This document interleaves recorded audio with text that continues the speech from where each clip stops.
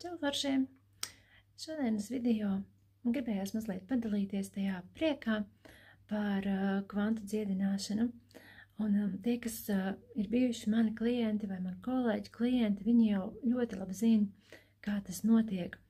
Gan laika līnijās, gan šajās kvantu dziedināšanās, kā mēs dodamies dziedināt nevis simptomus, varbūt sākumā simptomas, kad mēs vēl nezinām to cēloni un cilvēka aizsardzība ir pārāk liela, tad, lai viņi mazinātu, piemēram, noņemam stresu, lai tiktu tālāk, vai noņemam bailes, lai tiktu tālāk, bet pārsvarā mēs dziedinam, meklējam, vai cilvēka psihi pati meklē cēloni, viņi aizved mūs tur, kur ir radies kāds traucējums, kāda trauma iegūta, kāds dzīves samazglojums bijis. Bet nesenās mācībās, kuras biju, un es sapratu, ka šīs mācības es nevaru turpināt, viņas ir pret manu iekšējo pārliecību, kur apmēram 15 minūtēs cilvēkam tiek noņemts diskomforts. Metode ļoti laba, ja teiksim, cilvēks nemelo, viņam tiešām ir noņemts diskomforts. Bet kas notiek? Šajā metodē netiek meklēti cēloņi, bet tik vienkārši ar viņu mazliet pastrādāts, parunāts nobeigumā par labām lietām, cilvēks atslābināts un tad pajautāts, kā tu jūties.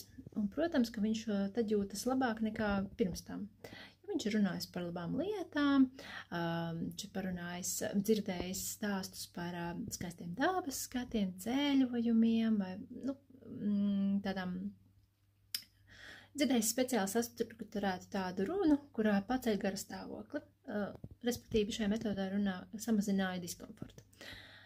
Bet kas notiek ar šo cilvēku, kad viņš iziet ārā, kad viņš sastopās ar to pašu partneri, kas viņu kaitina, ar vecākiem, kas ir kaut kādi sarežģījumi bijuši vai darba vietā, vai kad viņš nokļūst kādā situācijā, kur jāpieņem lēmums un viņš to nespēj, respektīvi, kad viņš nokļūst tajā vidē, kas viņu trigerē, tad šīs diskomforts atkal uzrodas, jo ar pašu cēloni jau netika strādāts.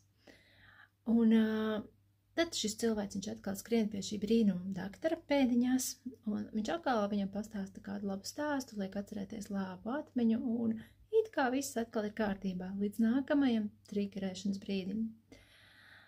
Un es sapratu, ka šādu metodu es tālāk nevēlos apgūt, vēl jau vairāk, ka tur nebija nekādi pamatojumi, vai pat pamatojumi bija pret to, ko zinātne un pieredze un mana sapratne stāsta.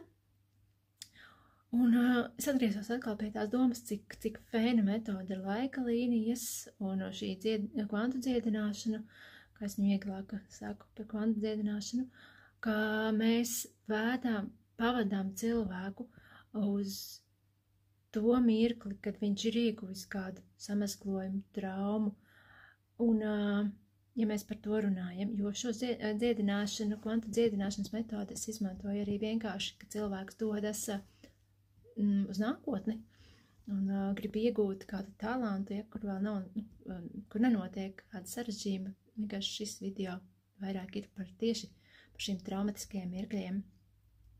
Un es vēlreiz sapratu, cik šīs metodes ir lielisks un ka nevajag skriet uz pulciņiem un meklēt vēl kaut ko. Vienkārši vajag attīstīt sevi dziļāk un tālāk un iegūt lielāku pieredzi gan pašai kā klientam, gan kā šo ceļojumu, dziedinošo ceļojumu vadītājai un vairāk strādāt ar savu kanālu, ar saviem dziedinošajiem talantiem un viss, kas man ir, jau ir lielā vērtībā. Un paldies varbūt par šiem, gribas teikt, neveiksmīgajiem kursiem, jā, mācībām.